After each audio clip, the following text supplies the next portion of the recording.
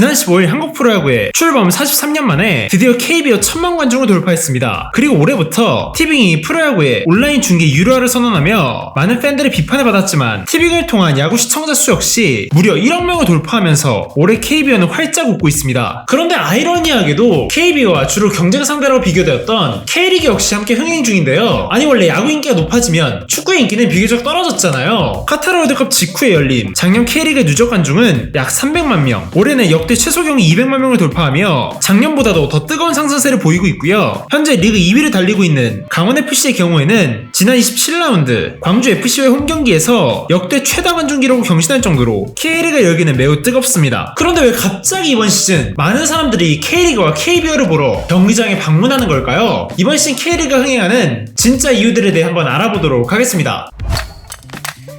우선 프로스포츠 시장이 급격하게 성장할 수 있었던 건 가성비를 무시할 수 없어요. 코로나19 이후 이 문화생활하는 데 있어 가격이 많이 상승했거든요. 미국 매체 월스트리트 저널은 이를 펀과 인플레이션을 합쳐 펀플레이션이라고 설명하기도 했는데요. 이제 우리는 15,000원을 내고 영화관을 가는 게 아니라 집에서 OTT 서비스를 통해 편하게 영화를 시청하고 있어요. 그리고 놀이공원, 뮤지컬, 콘서트 등 이 고물가 시대에 오프라인 문화 비용이 증가하다 보니까 쉽사리 주말에 뭘 하기가 어렵죠. 반면에 야구나 축구는 어때요? 15,000원만 내면 두세 시간 동안 경기장에서 재밌게 경기 볼 수 있고 먹거리 시설도 다양하다 보니까 가성비 좋은데? 하는 거죠. 거기에 10,000명이 넘는 이들이 함께 펼치는 응원 문화를 한번 맛보면 이거 또 가고 싶거든요. 그러니까 합리적인 비용에 최고의 가성비 문화생활로 스포츠가 자리매김하고 있다는 거죠.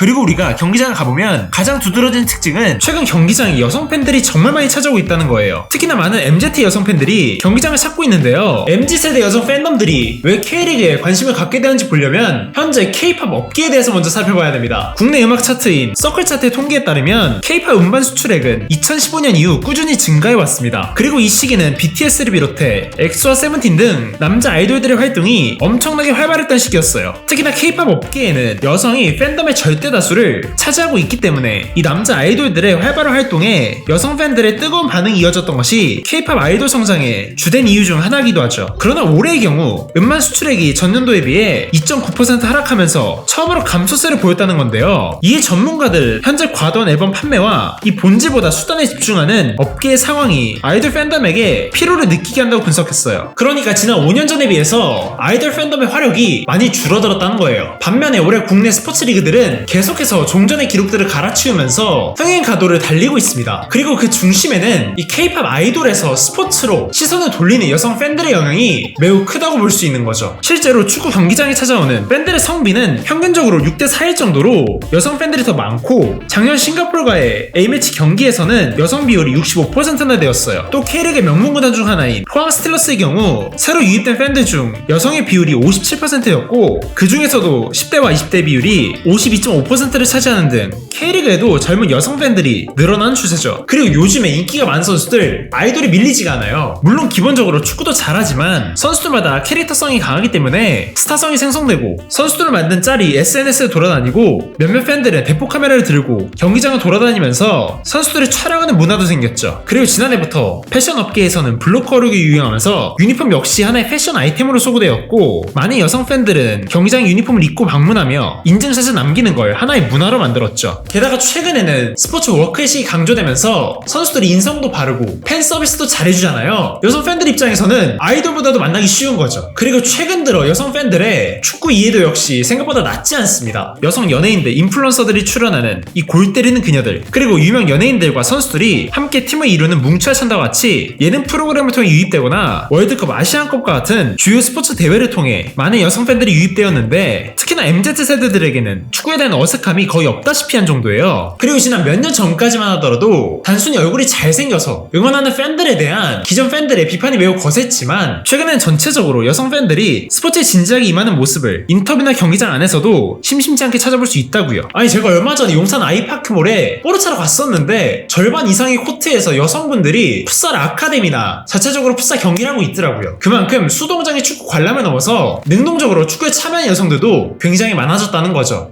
그리고 여러분들에게 소개해드릴 기막힌 정보가 하나 있는데요. 그건 바로 서프샤크에서 지원하는 VPN 서비스입니다. 평소에 보고 싶었던 외국 다큐멘터리나 영화를 보지 못해서 답답하지 않으셨나요? 최근에 저는 미국 드라마 오피스를 이 셔프샤크의 VPN 통해서 시청하고 있는데요. 셔프샤크의 VPN 사용하면 초고속 서버를 사용해서 쉽게 위치를 변경할 수 있고 100개 이상의 국가와 3200개 서버의 컨텐츠를 시청할 수 있습니다. 이 서비스를 사용하면 원하는 컨텐츠를 자유롭게 만날 수 있다는 거예요. 그뿐만 아니라 카페에 가서 일을 하거나 휴식을 취할 때도 셔프샤크의 VPN을 사용하면 공용 와이파이에도 안전하게 연결할 수 있고 개인정보 노출에 대한 걱정을 할 필요가 없습니다. 그런데 이런 서비스를 이용할 때마다 돈이 너무 아까워서 사용 못하는 분도 있죠. 그런 분들을 위해 프로모션 코드 역시 제가 준비를 했습니다. 프로모션 코드 풋볼 프렌즈를 입력하시면 전용 할인에 더해서 4개월 무료 추가까지 사용할 수 있다고 하니까 절대 놓치지 마시고요. 혹시 이용하다가 불편하거나 무료 이용 기간까지만 사용하고 싶다면 30일 내에 환불도 가능하다고 하니까 부담 없이 이용하세요. 이번 영상의 본문과 댓글에 제가 직접 달아놓을 테니까 바쁜 일상 속에서 휴식을 누려보세요. 이렇게 K-팝에 친숙한 여성 팬들이 K리그로 유입되면서 K리그에도 아이돌 팬덤 문화가 점차 들어오고 있는데요. 세븐일레븐은 작년부터 K-팝 팬덤들의 포토카드 수집 문화를 축구에 접목시켜서 K리그 선수들의 파니니 카드를 판매하고 있고요. 대한민국 대표팀 역시 베코11 프로그램을 통해 대표팀 선수들의 모션에 따서 디지털 카드로 판매하기도 했죠. 그리고 좋아하는 아티스트들을 위해 팬들이 직접 기획하던 생일 카페 문화 역시 최근 일부 선수들의 팬들을 통해 확산되고 있죠. 2023년 프로축구 관람객 성향 조사에서는 새로 유입된 팬들이 경기를 보게 된 이유 중 가장 높은 비율이 바로 가족과 지인의 권유였고요. 그리고 유입된 팬들 중에 지속적으로 직관하는 팬들의 경우 자신이 직관을 가는 이유 중 응원 구단에 대한 충성도가 높기 때문이라는 대답이 가장 많았어요. 그러니까 우연하게 경쟁이 방문해서 한번 경기를 보게 되면 이미 K리그 시스템이 잡혀있기 때문에 팀에 대한 충성도가 높아진다는 거예요. 경기장에 왔는데 푸드트럭도 있고 유니폼 판매도 하고 끝나고 서 있으면 선수들이 사인도 해주네? 아니 아이돌 볼 때는 콘서트장에서 보는 게 끝이었는데 이건 색다른데? 하는 거죠. 그리고 무엇보다 선수들은 기본적으로 일주일에 하루는 경기에서 활약하니까 팬들 입장에서도 그들을 만날 기회가 많은 거예요. 그럼 자연스럽게 친밀도도 빠르게 올라갈 수 있겠죠? 이렇게 유입되는 팬들이 많은데 그들이 과연 정착할 수 있었던 이유는 무엇이었을까요?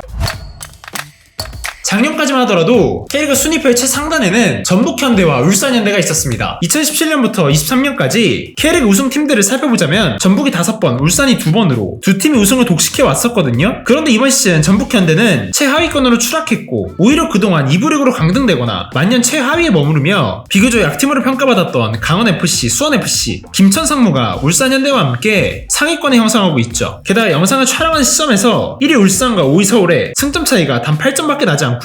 7위 광주부터 10위 인천까지 승점 차이도 9점일 정도로 이번 시즌 우승 경쟁과 강등 경쟁 그 어느 때보다 치열합니다. 이렇듯 절대적 약자와 절대적 강자가 사라진 시점에서 치열한 순위 경쟁을 보는 팬들 입장에서는 더욱 긴장하고 몰입할 수밖에 없겠죠. 이런 전체적인 경기력 상승에는 유소년 선수들의 성장이 큰 역할을 했는데요. 대표적인 사례가 바로 강원FC의 양민혁이죠. 이번 시즌 시작 전에 준프로 계약을 맺으면서 등장한 양민혁은 한 시즌 만에 충격적인 퍼포먼스를 보여주면서 정식 프로 선수가 되었어요. 그리고 양민혁은 토트넘과 계약을 맺으며 이번 시즌이 끝나면 곧바로 토트넘으로 이적할 예정입니다. 이 밖에도 광주에서 전반기 시즌만 치르고 스완지로 이적한 엄지성과 대전에서 맹활약 중인 19살의 윤도영 등 과거에 비해 현재 K리그에서 훌륭한 유스들이 많이 나오고 있고 이 선수들이 각 팀에서 핵심적인 역할도 맡고 있죠. 그런데 사실 이런 현상이 말이 안 되는 것도 아닌 게 우리나라가 유독 U20세 월드컵에서 최근 좋은 성적을 거두고 있어요. 2019년 대회에서는 무려 준우승을 달성했고 이강인이 대회 MVP를 수상했죠. 그리고 작년에는 최약체로 불리던 대표팀이 4강에 진출하면서 대한민국 유스 선수들이 충분히 수준이 높다는 것을 국제대회에서 증명했습니다. 작년 대회에서 맹활약했던 배준호는 지난 시즌 스토크시티에서 올해의 선수상을 수상했고 스트라이커였던 이영주는 최근 스위스 리그에서 좋은 활약을 펼칠 정도로 현재 우리나라 유스 자원들 역시 아주 좋은 편이죠. 게다가 K리그의 베테랑 선수들 네임밸류가 화려하죠. 서울의 기성용, 울산의 이청용 등 과거 유럽과 국가대표에서 활약했던 선수들이 어린 선수들과 성공적인 신구조를 이루면서 경기력 향상에 도움을 줄 수 있습니다. 그리고 무엇보다 그 나라의 리그가 흥행할 수 있으려면 수도인 팀의 성적이 좋아야 되거든요. 그런데 이번 시즌 김기동 감독이 부임하면서 서울이 무섭게 치고 올라오고 있고 링가드라는 확실한 카드가 들어오면서 전력과 마케팅에서 폭발적인 성공을 이뤄냈죠. 링가드가 K리그의 마케팅을 한층 끌어올렸다면 경기력 수준의 향상은 광주FC 이정효 감독이 책임졌는데요. 이정효 감독은 기존의 K리그가 추구하던 용병 중심, 롱패스 중심의 낡은 스타일에서 벗어나서 과르디올라의 포지션 플레이를 K리그를 광주FC에 이식했잖아요. 이정효 감독의 광주FC는 우리가 유럽에서만 보던 트렌디한 전수들을 K리그에 심어주면서 한국 K리그에서도 이런 축구가 불가능한 게 아니라는 것을 알려주었고, 그 결과 지난 시즌에 시즌 3위를 달성하는 저력을 보여주기도 했죠. 그리고 이번 시즌에는 거의 모든 팀들이 포지션 플레이와 특히 유럽에서 유행하는 변형 백스리 전술을 적극적으로 운영하거나 풀백들의 인버티드를 활용하면서 높아진 팬들의 눈을 전술적으로도 매우 즐겁게 만들어주고 있습니다.